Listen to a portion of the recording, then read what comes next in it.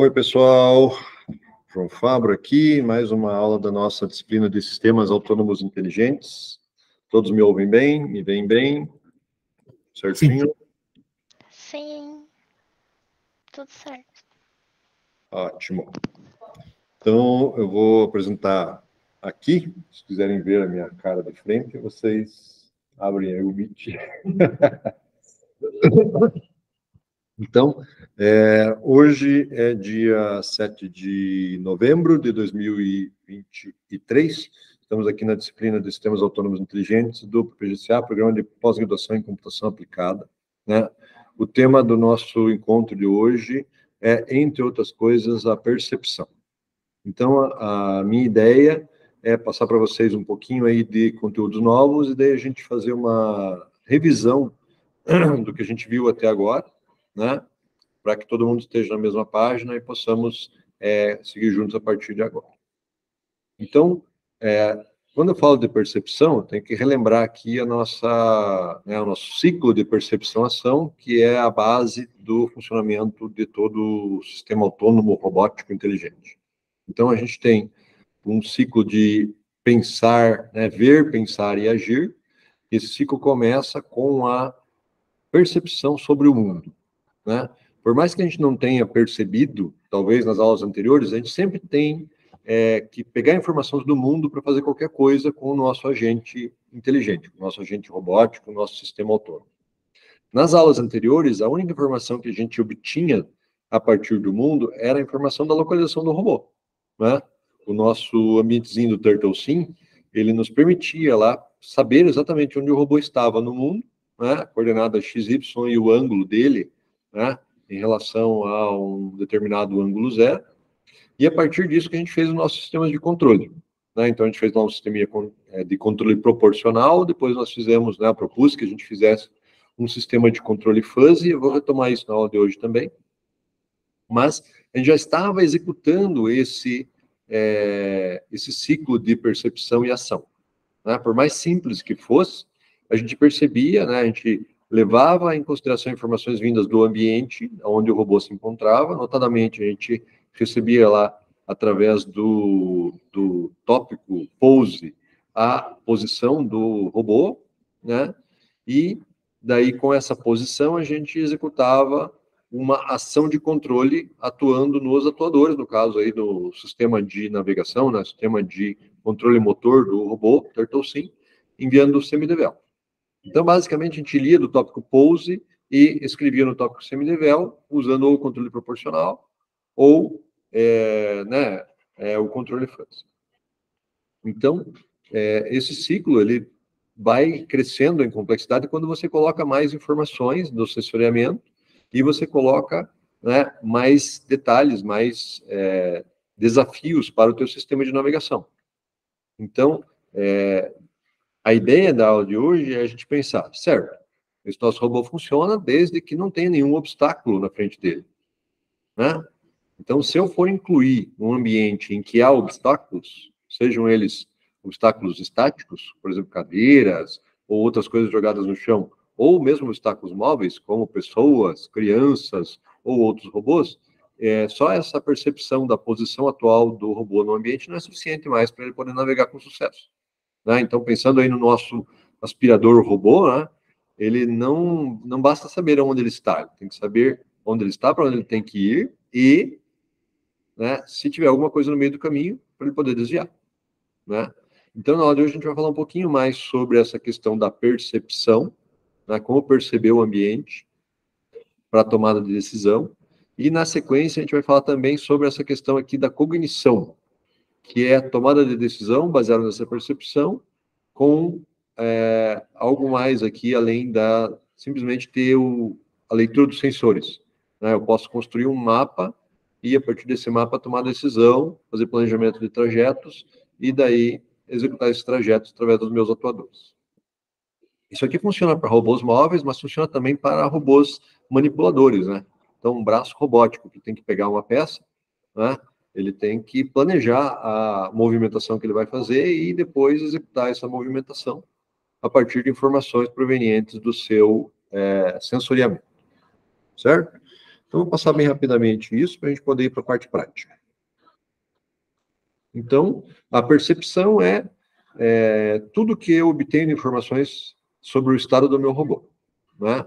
Então, o robô que tem a capacidade de perceber o ambiente, né, e atuar com base nessas informações que ele percebe do ambiente.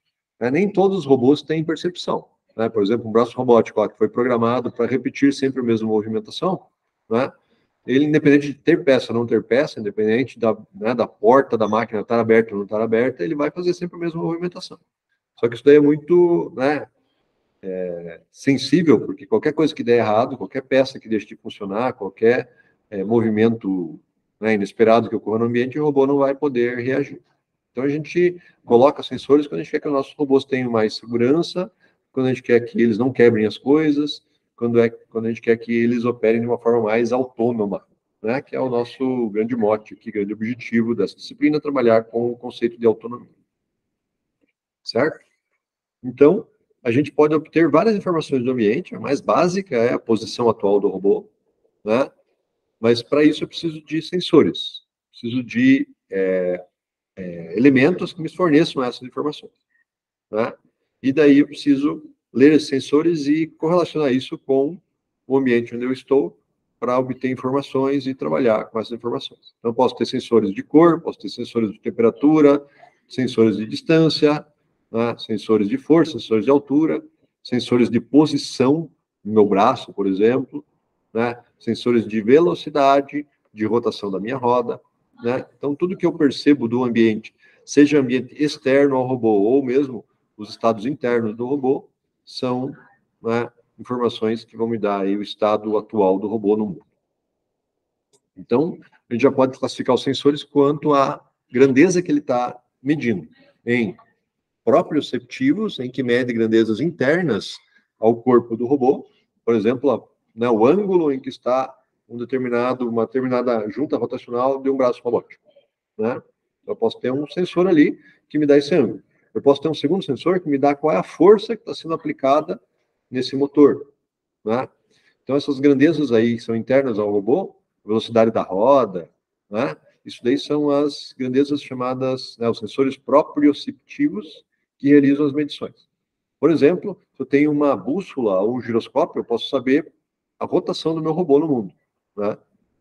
E os sensores que pegam informações externas ao robô, por exemplo, a distância dele para um determinado obstáculo, ou qualquer outra informação externa, né, é chamado de sensor esteroceptivo, né? Quanto ao funcionamento, os sensores podem ser passivos ou ativos. O passivo, por exemplo, é um microfone, né? Ele está lá captando os sinais do ambiente, né? Já um sensor ativo é aquele que envia algum sinal para o ambiente para receber alguma resposta e, a partir disso, inferir alguma grandeza física. Eu posso dar um exemplo, esse sensor ultrassônico, né, que ele manda um bip, espera vir o eco desse bip, e a partir do tempo entre o envio do bip e o eco, ele consegue inferir a distância do obstáculo que refletiu aquele eco. Né, o ultrassônico, porque ele trabalha com sons numa frequência acima da capacidade auditiva humana, né? O ultrassom, né? Então, esses sensores ativos, eles gastam mais energia, porque eles têm que enviar sinais para o ambiente e captar as respostas do ambiente em relação a esses sinais, né? Outro exemplo de sensor ativo é o sensor infravermelho, né, que ele emite um sinal infravermelho e pega o tempo de resposta da reflexão, né? Então, todos os sensores aí que atuam no ambiente são chamados sensores ativos, né, para as diversas medições que você quer fazer. Então, aqui alguns exemplos, né? Temos o sonar, que eu já falei.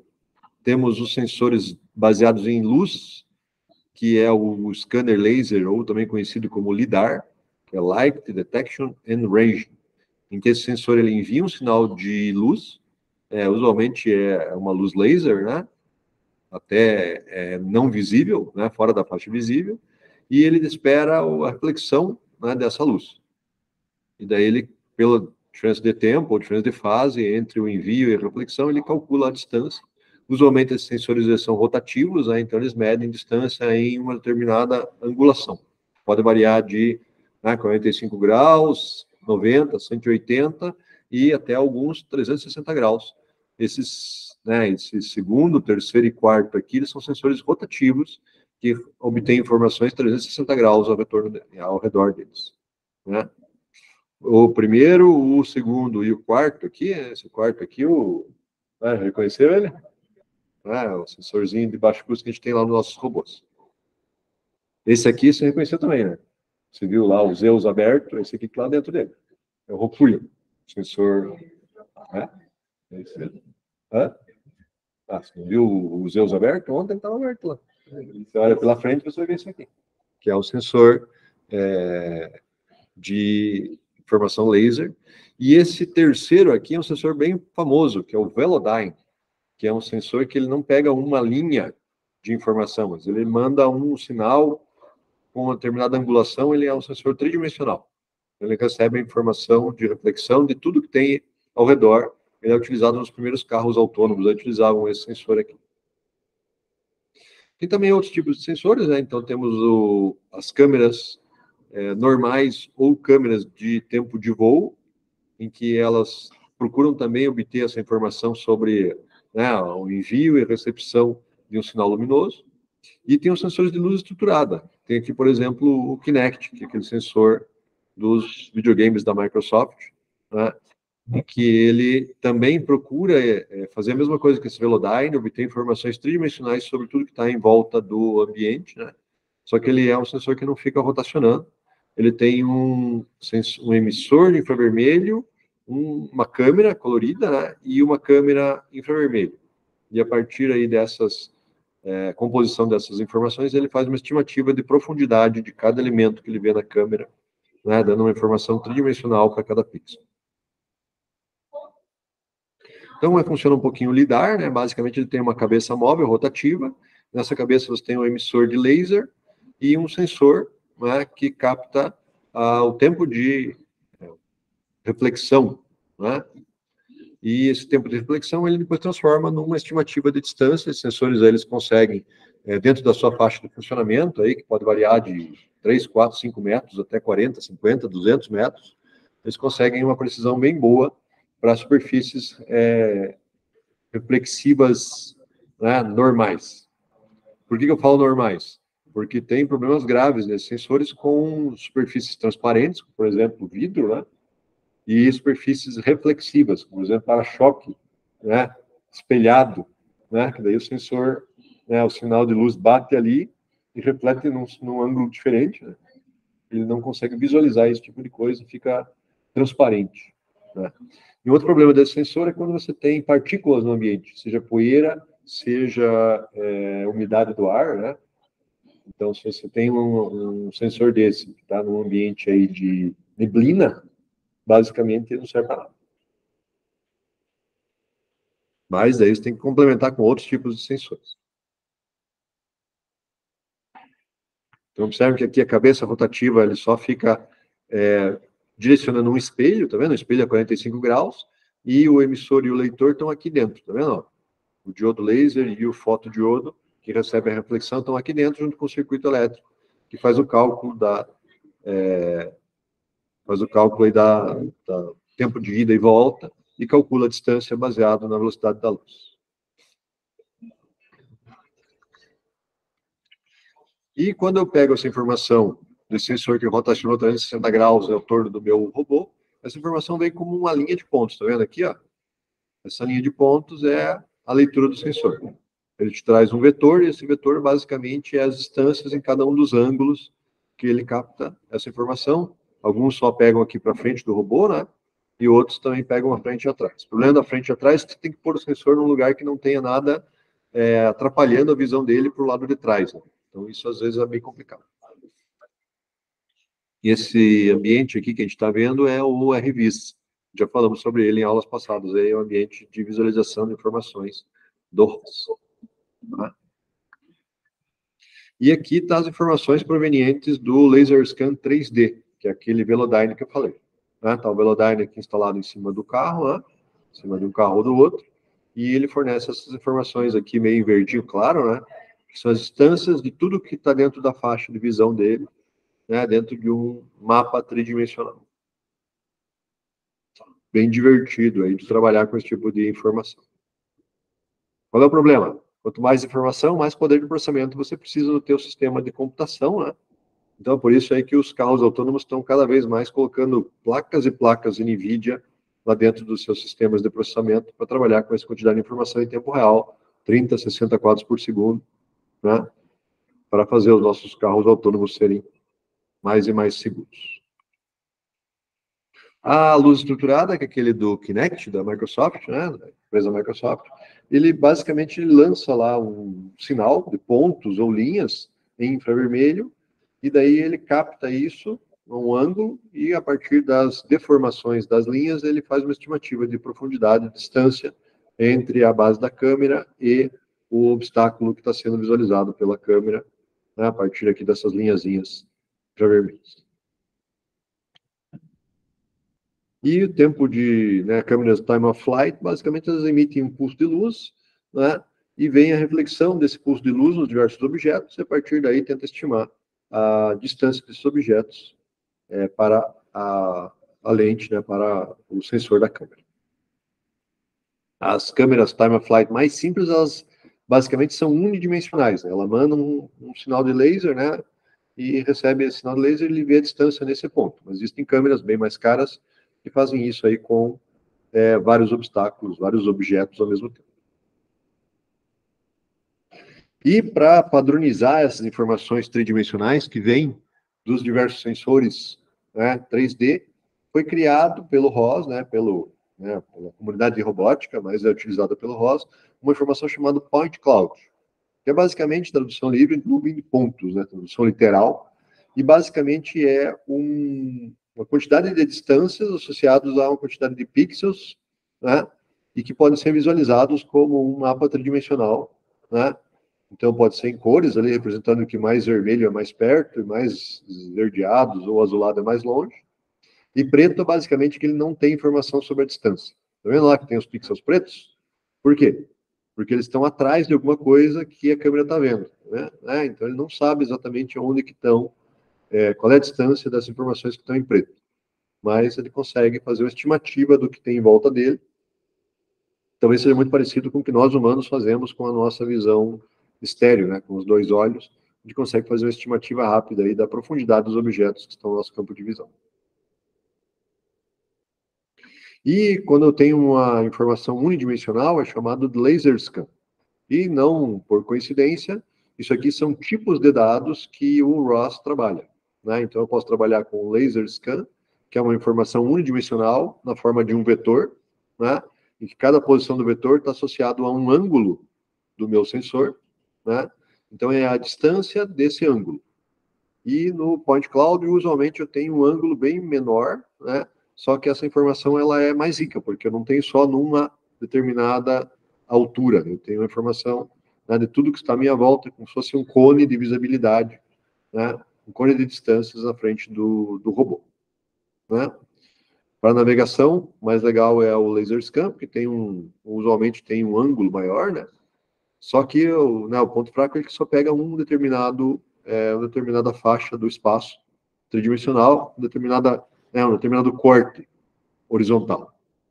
E aqui no Point Cloud eu tenho, se fosse um quadrado, né, um retângulo, com informações tanto de câmera associados a distâncias estimadas. Então, né, a gente pode botar esses sensores aí em qualquer robô, inclusive em qualquer ângulo que eu queira, né? Então, aqui nesse primeiro, observe que o sensor foi colocado a 45 graus voltado para baixo. Então, ele consegue perceber coisas que estão imediatamente à frente do robô, né? Passando por essa faixa de leitura desse sensor. E aqui na frente tem um outro, que está aqui mais ou menos 20, 30 centímetros do solo, e que percebe os obstáculos também nessa outra faixa, né? Pela intersecção dessas duas aqui, ele consegue perceber obstáculos, mesmo que não estão aqui nessa altura de 30 centímetros. Aqui tem uma câmera, né, junto com o emissor tridimensional, aqui o Kinect em cima de um robozinho, aqui o Rokuyo em cima de um drone. Então, a gente vai falar na aula de hoje, mais para frente, daqui a pouco, como utilizar esses sensores, mesmo sem ter um robô real com um sensor desses. Os sensores, você pode imaginar, eles são com variadas faixas de valores, né? Então, se eu trabalhar ali com mais simplesinho, sonar, vou trabalhar ali com R$10. R$20, né? Se eu trabalhar já com um emissor laser, por exemplo, esse sensor laser mais barato que a gente usa lá nos nossos robôs, ele custa em torno de R$1.000, R$1.000 a R$2.000. Aquele Rokuyo, que é um sensor industrial, né, já está na faixa de R$10.000 a US$10.000. E o Velodyne, que é aquele sensor tridimensional rotatório, que eu falei que é usado nos carros autônomos, ele, a última vez que eu vi, ele estava na faixa dos US$40.000. Né? E esse sensorzinho barato que a gente usa aí é o Kinect, né? Que daí a gente compra aí por R$500, R$400, que dá uma informação também bem interessante, mas todos eles têm um ponto fraco e um ponto forte, né? Por exemplo, o Kinect, qual é o problema? Ele usa a informação infravermelha. Então, se tiver sol entrando, se tiver qualquer fonte de luz infravermelha, lâmpadas, né, incandescentes, já arrebenta a leitura do Kinect. Né?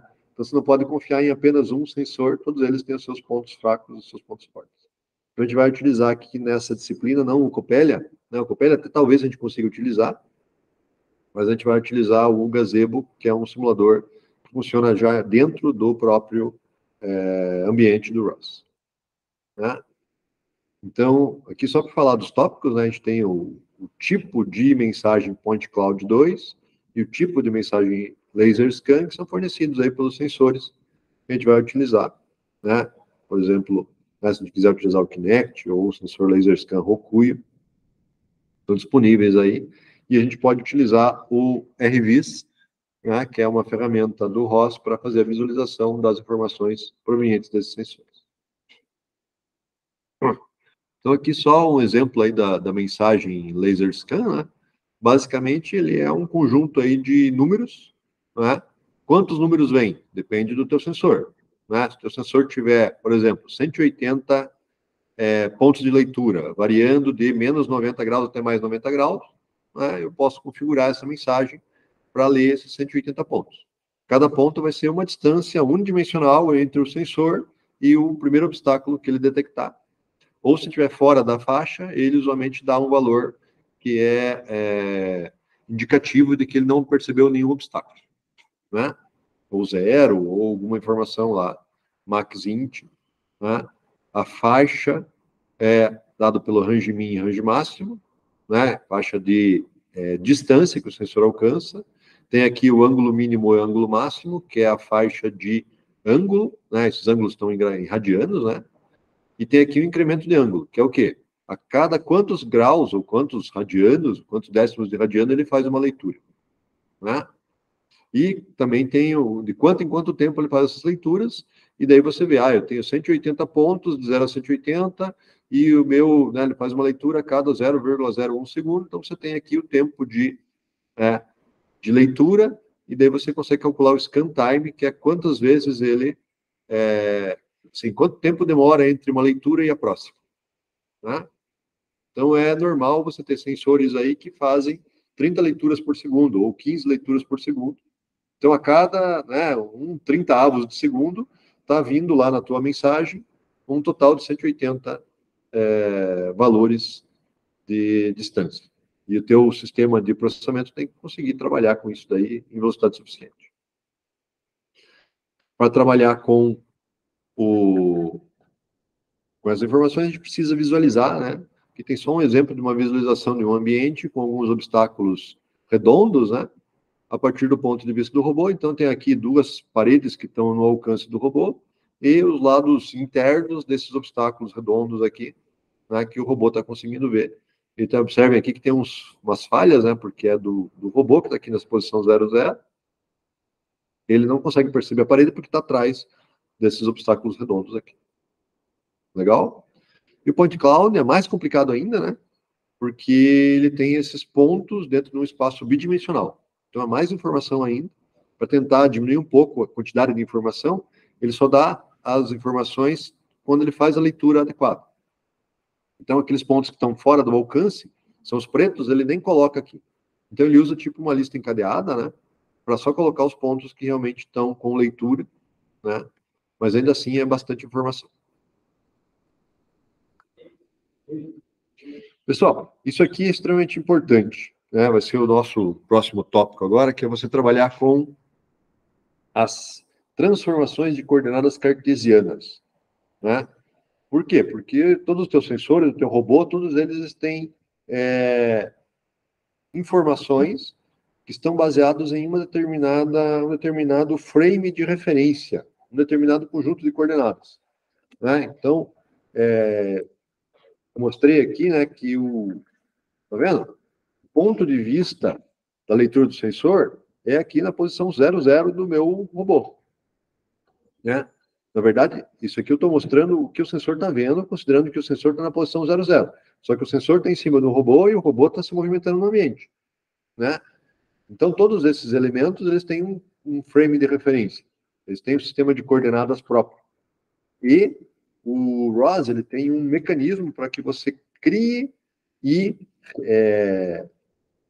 referencie, né, relacione sistemas de coordenadas diferentes.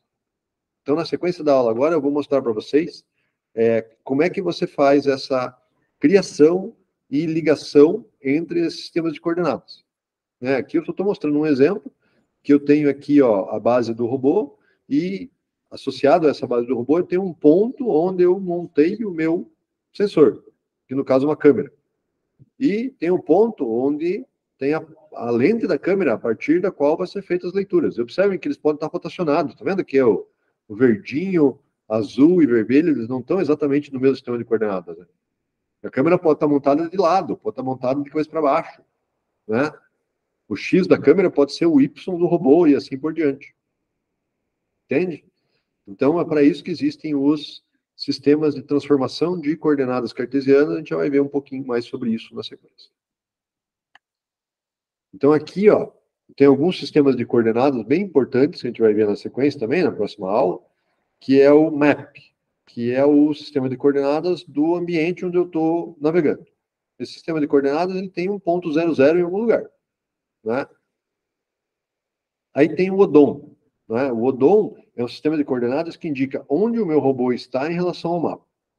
Né? Aí temos o Base Footprint, que é aonde que está o meio do meu robô em relação a esse odom. Usualmente eles podem estar exatamente na mesma posição. Né? Essa transformação ela não existe se eles estiverem exatamente na mesma posição. Né? O odom dá exatamente a posição do meio do meu robô no chão. Né? Só que o meu robô tem uma altura, né? E ele pode ter uma rotação, e ele pode ter uma inclinação. Né? Então existe aí o Base Link e o Base Stabilizer, que são dois outros sistemas de coordenadas que estão usualmente mais altos do que o Base Footprint, que está na altura do chão. Né?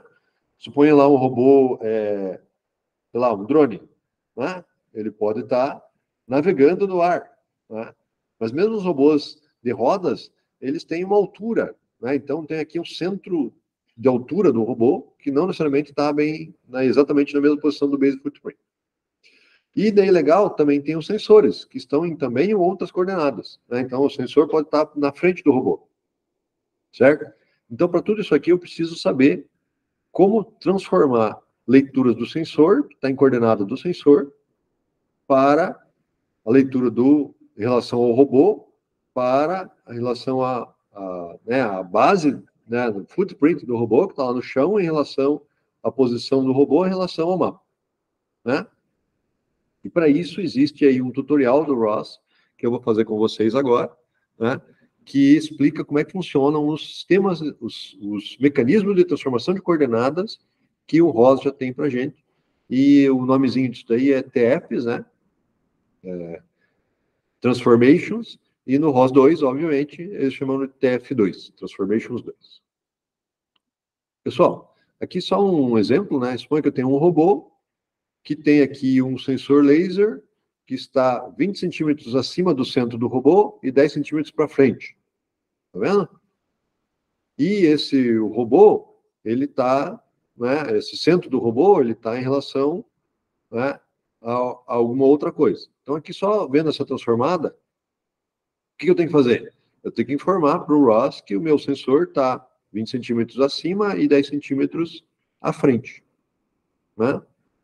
Então, basicamente, se eu fizer uma leitura do sensor e essa leitura me der, tem um obstáculo a 0,3 metros da minha frente.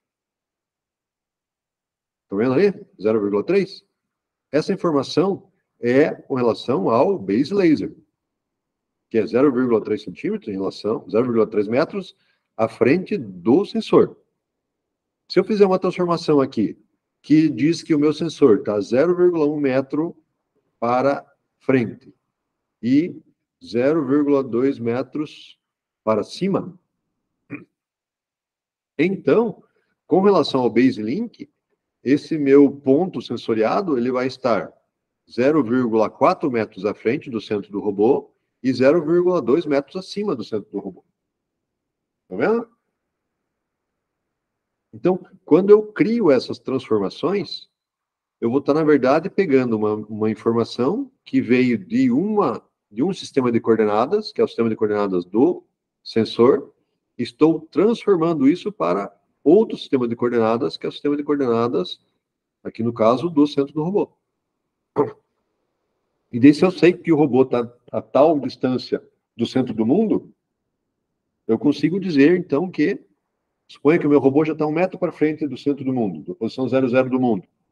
Então, esse lugar que eu estou sensoriando, ele vai estar a qual distância em coordenadas do mundo? 1,4 metros à frente e 20 centímetros acima, certo? O sistema de coordenadas, o sistema de transformação de coordenadas do ROS faz tudo isso automático para você. Você só tem que configurar ele e ele te diz: ah, você quer em qual base? Né? Você quer a coordenada em qual sistema de coordenadas? Ah, eu quero do mundo. Então, só disso. A partir de agora, todas as leituras eu quero em coordenadas do mundo e ele faz tudo isso para você, todos esses cálculos. Aqui a gente fez um cálculo bem simples, né? Por quê? Porque está tudo retinho. Suponha que o robô rodou 5 graus para a esquerda. Agora eu já tenho um problema, porque eu não tenho só transformações de coordenadas x, y, z, eu tenho também as transformações de ângulos, né? E daí já tem que envolver cosseno, seno, e daí já fica bem mais complicado de fazer manualmente. Então o Ross colocou tudo isso aí dentro de um subsistema para a gente não precisar se preocupar com isso. Né? E esse subsistema gera uma árvore de transformações. O que essa árvore de transformações faz? Ela diz para você o que está em relação ao que, qual que é a transformação de cada ponto para cada outro ponto. Né? Então, aqui no caso, eu estou dizendo que eu tenho um sensor laser que está colocado em cima de um robô, que tem aqui o base link, e o base link está em cima do base footprint, o base footprint está relacionado com o odom, e o odom está relacionado com o mapa. Né? E daí eu digo, eu quero a informação que esse sensor me deu, não o sistema de coordenadas do mapa, e ele já faz todas as transformações em sequência para mim, já me dá. Esse obstáculo aí que o sensor leu, ele está na distância tal, está na posição x, y, z, w, a, b, c, em relação ao mapa. Né? E daí você consegue reconstruir o que o sensor está vendo em coordenadas do mapa. O ideal aqui é assim, a hora que você fez a árvore de transformação, está tudo funcionando, você não tem mais se preocupar com isso. Tudo agora está sempre na mesma base de coordenadas. Tudo está em coordenadas do mapa, ou tudo está em base footprint, sabe? Você não tem mais que se preocupar com nada, na teoria. Ok? A gente vai ver aí como é que cria essa árvore de transformações daqui a pouco. As transformações, como eu falei, elas não são só translações em x, y e z, tem também rotações nesses eixos, né? Então a transformação ela pode ser um negócio relativamente complicado de fazer na mão. Né? Até agora, alguma dúvida? André balançou a cabeça. Não sabe se tem dúvida. Larissa? Tá aí ainda? Não, por enquanto não. Entendendo? Também acho que não. David, Matheus, até agora tá rolando? Então, deixa eu ver se o pessoal respondeu aqui. A Sofia acabou perdendo o horário. Não vou conseguir participar, estava com um pouco de conflito de horário. E o Everson não respondeu.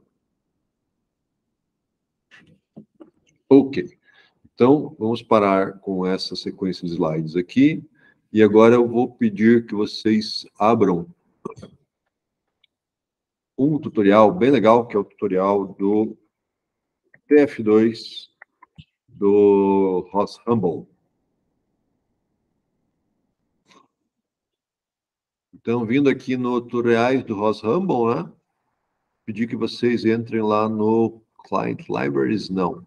É no Intermediate. E, tá vendo aqui, ó, TF2?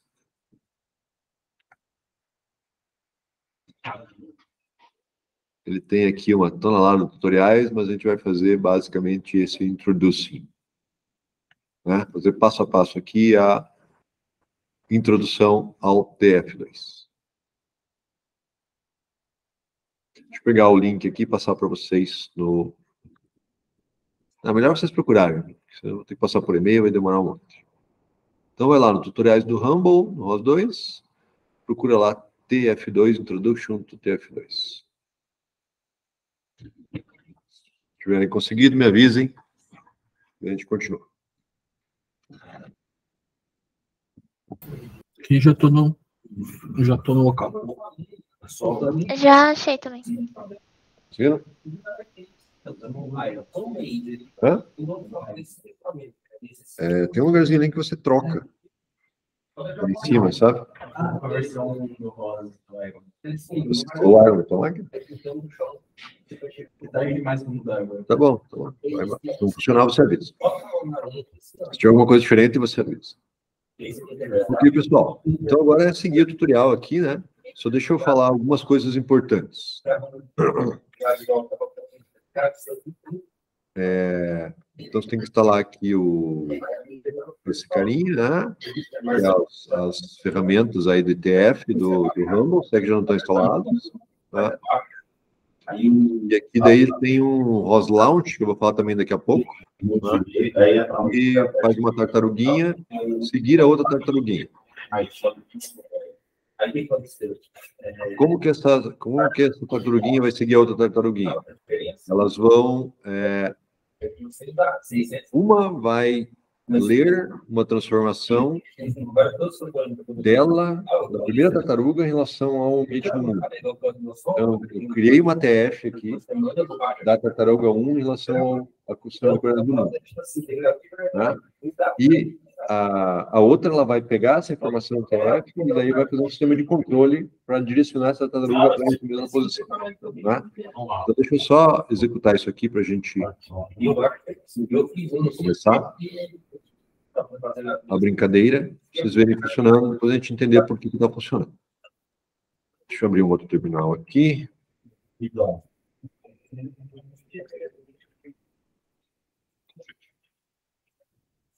Nunca pode esquecer esse tal do search, né? Setup ponto baixo. Agora eu vou executar os dois lá, o Turtle TF2.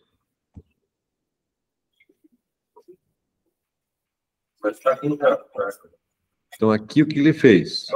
Ele criou uma tartaruguinha, e daí ele criou uma segunda tartaruguinha, e essa segunda tartaruguinha tem um software, né, tem um nó, que busca sempre ir em direção à primeira.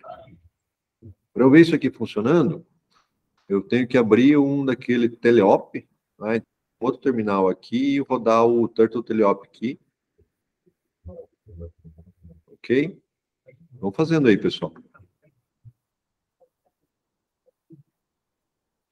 Vou abrir outro terminal. Vou dar o teleop aqui. O que esse teleop aqui vai fazer? Ele vai me permitir controlar a minha tartaruguinha. Certo? Então, vou dar aqui os comandos. É aí, né? E é para rotacionar. W para frente.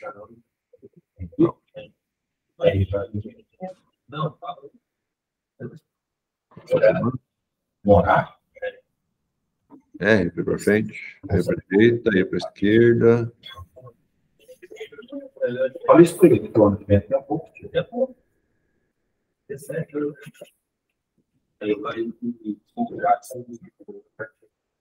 Como é que controla a tartaruga? Arrow keys. Tá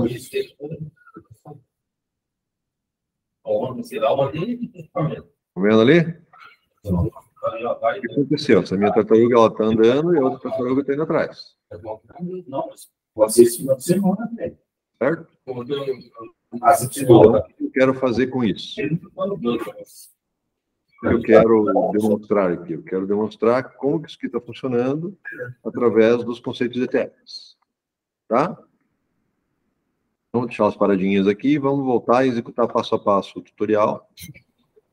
Então, a primeira coisa que tem que fazer é instalar, né? Então, tem esse Roshamble Turtle tf2.py, Roshamble 2 tf2 tool, Roshamble tf transformations. Então, executa aí num terminal na máquina de vocês a sequência aí.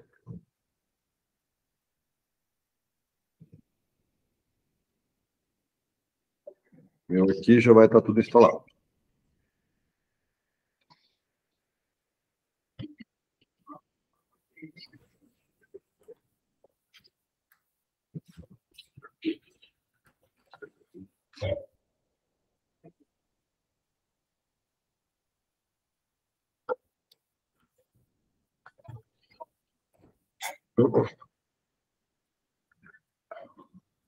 Se quiserem rodar aí na máquina de vocês, só para ter certeza que está funcionando. Num terminal, você faz esse ROS2 Launch, Turtle2, TF2Py aqui, né? E no outro, Teleop aqui.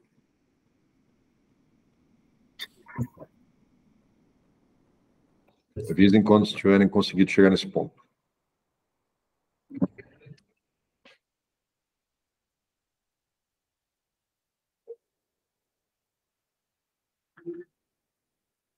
Oh?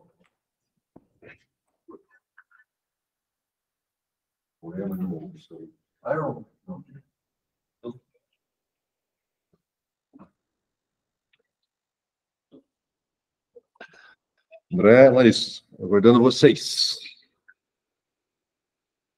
Aqui deu certo. Deu certo? Então tá bom. Com esses softwarezinhos rodando, tá? Aqui também, professor, pode seguir. Tá, beleza. Com esse softwarezinho rodando, rodem esse aqui, ó. ROS2 Run TF2 Tools View Frames. Então, abram um novo terminal aqui, né? E rodem esse comando.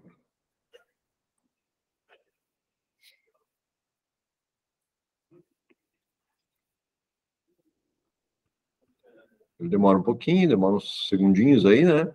Mas ele vai criar o arquivo de visualização da árvore de transformação. Esse arquivo, ele chama frames alguma coisa.pdf. Deixa eu dar um ls aqui. Ó, vocês estão vendo ali, ó? Frames 2023, 11/07, 15/24, etc e tal. Aqui eu tenho, se eu não me engano, o Evinci, que é um visualizador de PDF, que me permite visualizar esse carinha. Dá um zoom aqui. 3.5 foi muito.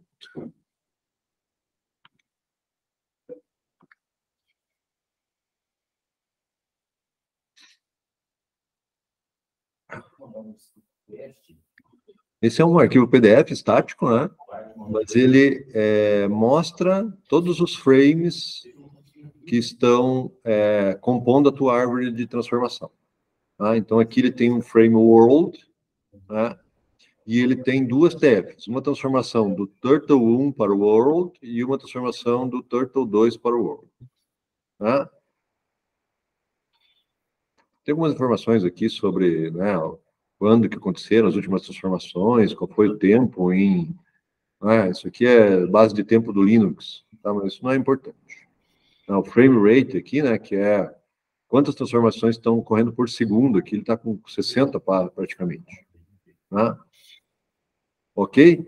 Então, essa árvore de transformações me diz que eu tenho uma transformação desse sistema de coordenadas do mundo para o sistema de coordenadas da tartaruga 1 e do sistema de coordenadas do mundo para a tartaruga 2. Tá? Já vamos ver mais o que são esses sistemas de coordenadas do mundo aí.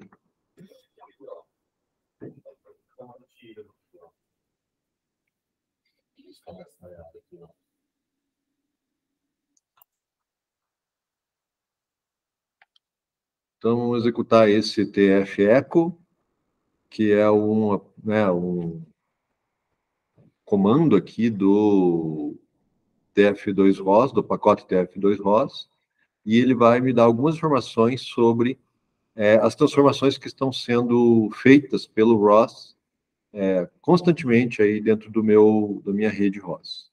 Então, vou executar esse comando aqui, ROS2, run, tf2 ROS, que é o nome do pacote, tf2 echo. E aqui ele pede 2 frames, tá vendo? O origem e o destino. Aqui no caso, o que eu preciso colocar é posso colocar o Turtle2 em relação ao Turtle1. Então, vou colocar esse cara aqui em vez desse source frame e esse aqui frame.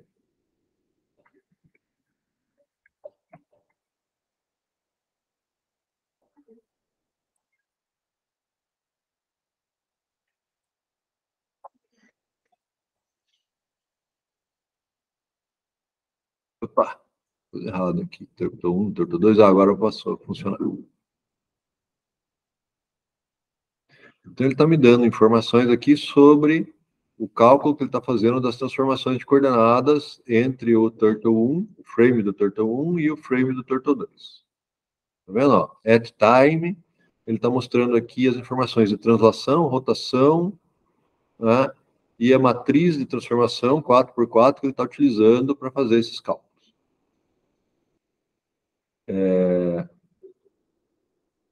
Vou só mexer um pouquinho aqui a minha tartaruga aqui, para vocês verem que esses números mudam.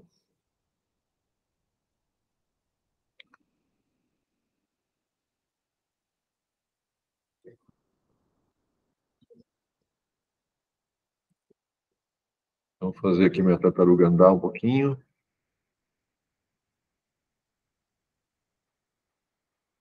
Se eu vier aqui no outro terminal, vocês vão ver que as transformações elas estão sendo atualizadas passo a passo.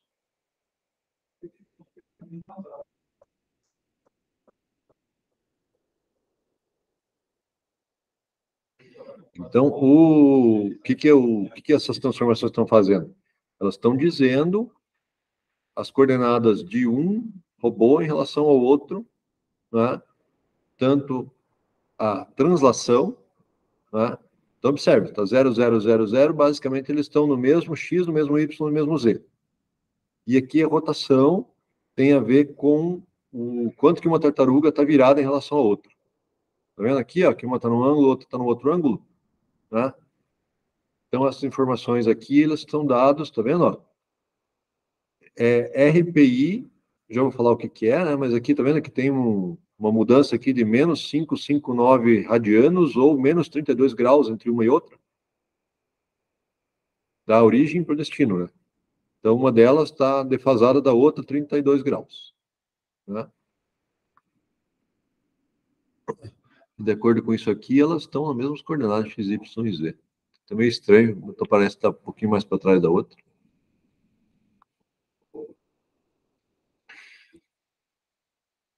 Só explicando aí esse RPY, né? Não sei se vocês já viram informações sobre voos ou sobre navegação de aeronaves.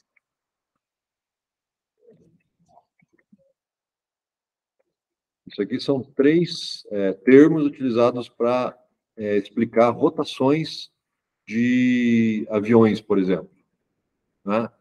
Então, um termo é a rotação no eixo X, outro é a rotação no eixo Y e outro é a rotação no eixo Z, né? Então, vou pegar aqui o aviãozinho e mostrar para vocês o que é o RPY, né? Os termos em português eu não lembro exatamente quais que são, mas um é arfagem e o outro eu não vou lembrar. Mas então, supondo que minha mão aqui é um aviãozinho, né? O aviãozinho está andando para frente, né? Então, o meu dedo indicador é o eixo X. Na verdade? Não. Isso. O aviãozinho está andando em direção ao eixo Y aqui, né? Então, o eixo Y é o rolo, rolagem, né? Então, se ele virar para a direita, virar para a esquerda, tá vendo? Em cima do eixo Y, ele está rolando. Se ele descer ou subir, tá vendo? Em cima do eixo X, é o pitch, né? E se ele rotacionar em cima do próprio eixo Z, é chamado de heading ou yaw. Tá vendo? Para um avião, ele não consegue ter um controle de manobra nesses três eixos simultaneamente, né? Ele tem que estar dando sempre para frente para poder ter sustentação, etc e tal. Agora, num drone, já é possível fazer rotação em cada um desses eixos independentemente. Certo? Entenderam o que é o roll, pitch e yaw? Ou preciso...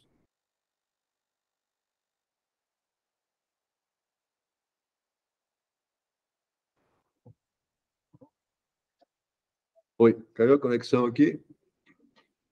Voltou? Oi, voltou. Mas não tá com a tela. Isso, deixa eu mostrar a tela de novo, então. Ok. Aqui voltou também, tá ok. Joia. Mas, então, sobre essa história do roll, pitch e yaw. Entenderam? Vou ver se eu acho uma fotografia de um drone aqui para mostrar. Porque o bom do drone é que ele roda as três simultaneamente, né? Fica mais divertido de você entender aí as três coordenadas.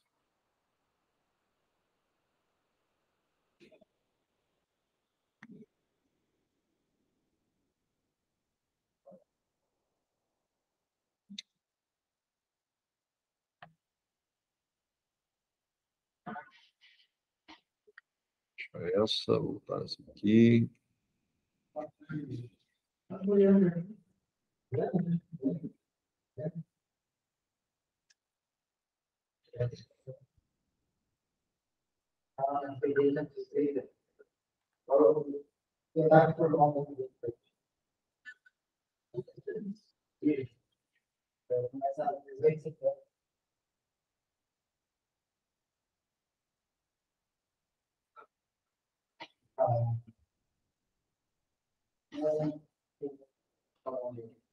Pode ser qualquer drone, pegar esse aqui.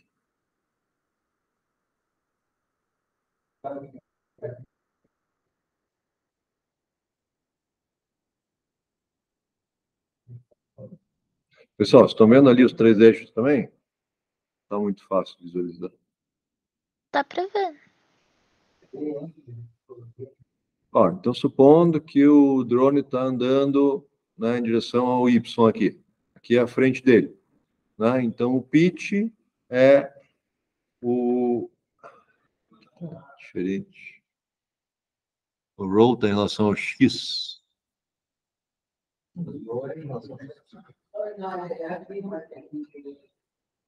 Pois é. X para frente.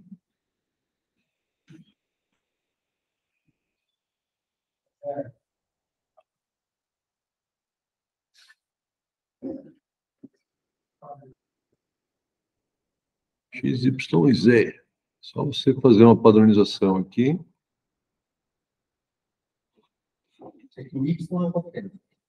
Pois é. O Y faz o pitch, é isso que eu queria ver. Então, ó, estou com meus dedos aqui, então o Y é para frente. O Y faz o pitch. Então, um drone, quando ele faz o pitch, o que acontece? Ele vira para ele voa para um lado e para o outro, né? Quando ele faz o pitch, ele vai para um lado e para o outro. Quando ele faz o roll, ele vai para frente e para trás. É, ao contrário. O pitch ele vai para frente e para trás, né? Então, para frente, para trás, o roll vai para um lado para o outro, e o yaw ele rotaciona parado em cima do eixo Z. Né? Simplesmente. O pitch é a rotação em cima do eixo Y. Em cima do eixo Y, o roll em cima do eixo X e o yaw em cima do eixo Z. Deu? Para entender? Um avião não consegue fazer rotação em cima do eixo yaw, né? Em cima do eixo Z. Mas o drone consegue, alterando a velocidade das hélices. Ele tem duas hélices que rodam no sentido horário e duas que rodam no sentido anti-horário. Né? Todas elas dão sustentação, né? Mas se você alterar a velocidade de umas e de outras, você consegue fazer o drone executar uma rotação em cima do próprio eixo Z, parado, né?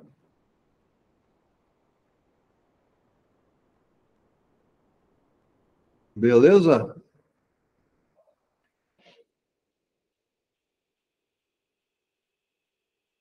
Então, onde a gente estava?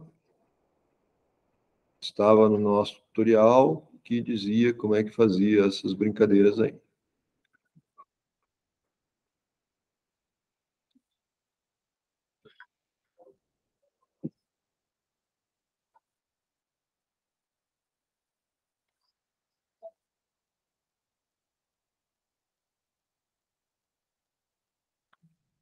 Pessoal, não é tão importante você saber exatamente todos os detalhes, mas é importante você saber que existe uma translação e existe uma rotação associada, sabe? Então, para haver uma conversão de um sistema de coordenadas no outro, você tem que estar com...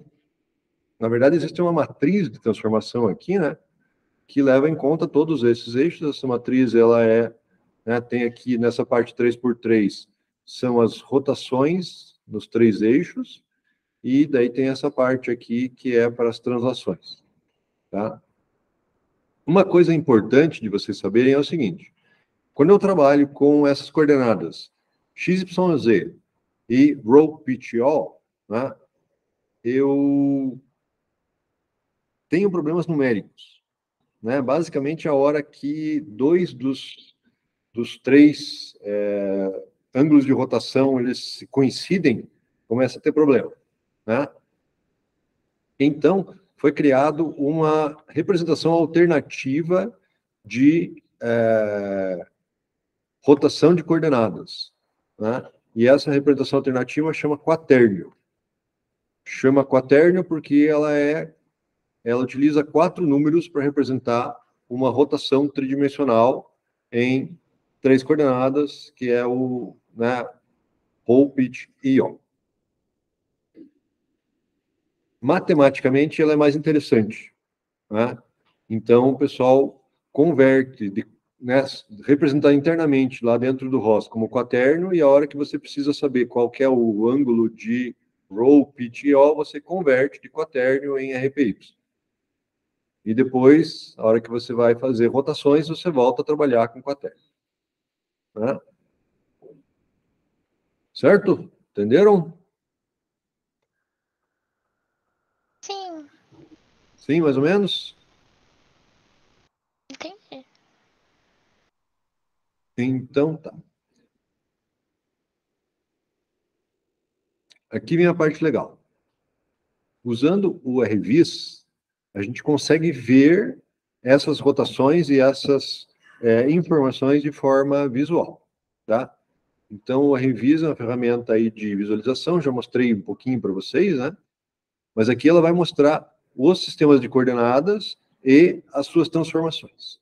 Então, deem esse comando lá, ROS2 run, RViz2, RViz2, e coloquem aqui esse turtle revis.revis, que é um sistema, basicamente a informação de quais os sistemas de coordenadas que eu vou querer ver estão dentro lá desse pacote turtle tf2py.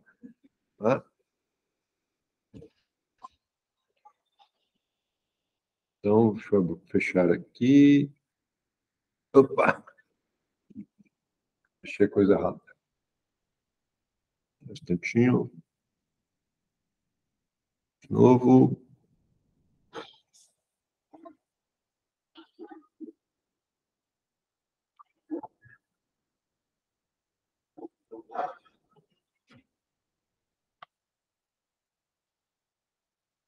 Esse aqui para baixo. Agora executar esse comando aqui. Meu terminal.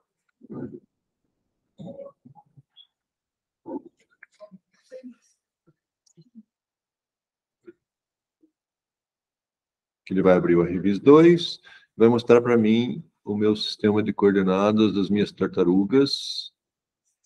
Vou fazer zoom aqui, não. Então, deixa esse negócio aqui no fundo, pessoal. Dê um jeito de mostrar o teu terminal. Vou pôr o terminal aqui embaixo, para não atrapalhar muito a visualização. E vou voltar no meu sistema de controle manual lá, o Teleop. O meu terminal do Teleop, eu acho que é este aqui. E daí eu vou mostrar de volta minhas tartaruguinhas andando, só para a gente ver o efeito de eu comandar as tartarugas nos sistemas de coordenadas. Primeiro eu vou mostrar e depois eu vou explicar o que está acontecendo.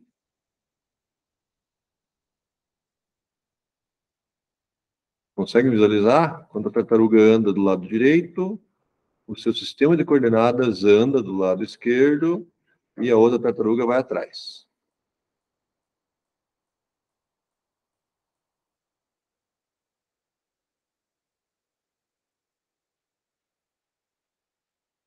Vendo ali? Olha que coisa interessante. Eu vou aqui para...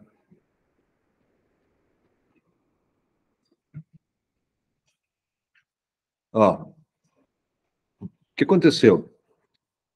Eu fui para a posição 00 do ambiente. Não sei se vocês lembram que o TurtleSim, ele só usa essa parte superior aqui, né? Ele começa na coordenada 00, que é a esquerda inferior, e daí ele vai crescendo até a coordenada 11, 11. Ó, deixa eu dar um zoom aqui. O legal de dar o zoom é que você vê os três sistemas de coordenadas, um em cima do outro aqui. Olha que legal. Todas as minhas tartaruguinhas, elas estão em cima do sistema de coordenadas. O que está diferente? O ângulo que elas estão em relação ao mundo. Então, eu vou só rotacionar a minha tartaruga principal ali. Estão vendo lá o sistema de coordenadas mudando? Sim, dá pra ver. Dando para ver? Aham. Ó, estou rotacionando 45 graus, 45 graus. Tá vendo ali, ó, o verdinho e o vermelhinho? Por que eu não consigo ver o azul? O azul é o Z. O Z, ele está voltado para cima, né? Como a minha tartaruga não sai voando, né? E eu estou visualizando num plano bidimensional, eu não consigo nem ver o eixo Z, mas ele existe, né? Então, eu vou virar ela para cá.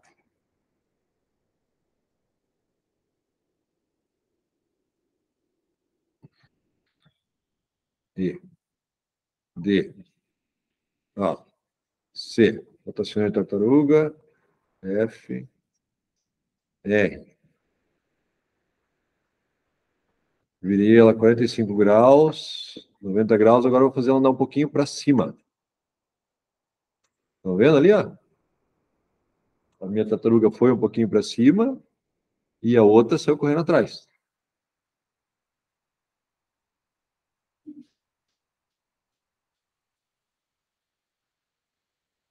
Conseguiram visualizar? Agora eu rotacionei aqui o meu ambiente, ficou meio estranho. Agora eu vou fazer ela andar para a direita. Rotacionar ela 90 graus para a direita.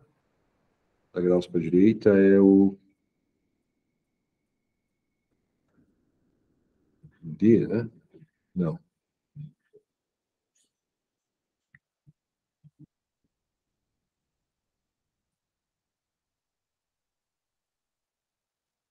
Eu virei para o lado errado. G. E agora eu vou fazer ela andar um pouquinho para frente. Tá vendo? E a outra foi atrás. Então, o que eu estou vendo ali? Estou vendo os três sistemas de coordenadas sendo plotados pela Revis a partir das transformações que o TF2 está fazendo para mim. O sistema de coordenadas do mundo, ele é fixo. Tá vendo ali, ó? Ele é o 00, está aqui na posição 00 do ambiente. Né? As minhas tartaruguinhas, elas estão aqui a determinada distância, sei lá, 1, 2 metros de distância simulada do meu ponto inicial. Certo? E o que o nodo está fazendo? Então, eu estou escrevendo o CMDVEL com o meu teleop. Esse CMDVEL está mandando comandos de velocidade para a tartaruga 1. A tartaruga 1 está tendo suas coordenadas alteradas. As coordenadas alteradas, elas são transformadas para o sistema de coordenadas do mundo, e a tartaruga 2 pega essas informações em sistema de coordenadas do mundo e usa essas informações como sendo seu setup de para onde que eu tenho que ir. Né? E daí sai correndo atrás da minha tartaruga 1. Ó, dei a tartaruga 1, vou voltar lá para baixo aqui. Tartaruga 2 usa o seu sistema de controle para ir em direção ao XY da tartaruga. Ok, todo mundo entendeu?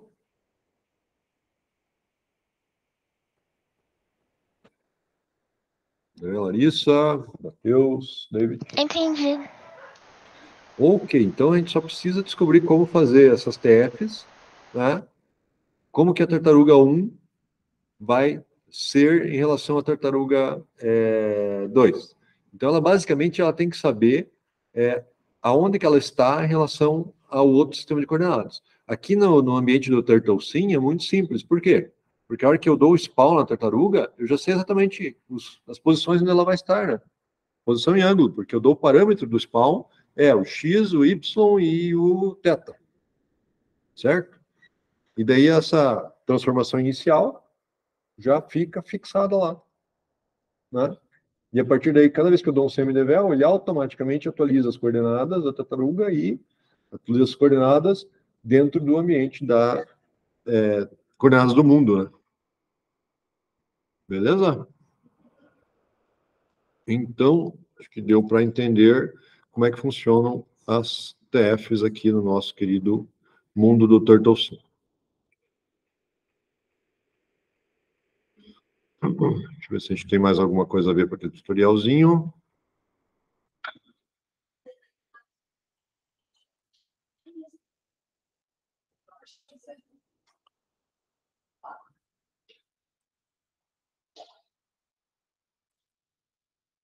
Mas acho que é isso mesmo. Isso, daí aqui, ó, ele começa a entrar em detalhes como que você cria isso, né, para os seus próprios robôs, usando Python e C++, criando um broadcaster de posições e um listener de posições. Basicamente, o que ele está executando aqui é o código desse broadcaster Python e desse listener Python. Um é da tartaruga que eu estou comandando, que ela envia seu sistema de coordenadas, envia suas coordenadas, e a outra é o do listener, que pega essa coordenada e coloca como setup do meu sistema de controle. E tem aqui, para quem quiser mais curiosidades, né, tem aqui informações sobre como é que os quaternos funcionam, né? Quiserem saber aí os detalhezinhos sórdidos, o quaterno é bem legal porque é um número imaginário, tem uma parte real e 3 partes imaginárias. Né? Mas, como eu já falei, o importante é saber que ele é codificado em quaterno e que tem uma funçãozinha que converte de quaterno para outra informação, row pitchall e vice-versa. Quaternium from Euler, né? E